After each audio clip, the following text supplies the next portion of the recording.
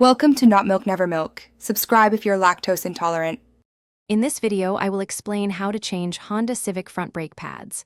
First, gather all necessary tools for the job. You will need a floor jack, 2 jack stands, a lug wrench, and a 14mm socket. Also, have a C-clamp, a torque wrench, and some brake cleaner ready. Don't forget safety glasses and gloves to protect yourself during the process. Once your tools are ready, safely lift the front of your Civic using the floor jack and secure it firmly with jack stands. Remove the wheel, then locate the 2 14mm bolts holding the brake caliper. Loosen and remove these bolts. Gently slide the caliper off the rotor and remove the worn brake pads from the caliper bracket. Now, use a C-clamp to carefully compress the caliper piston back into its housing.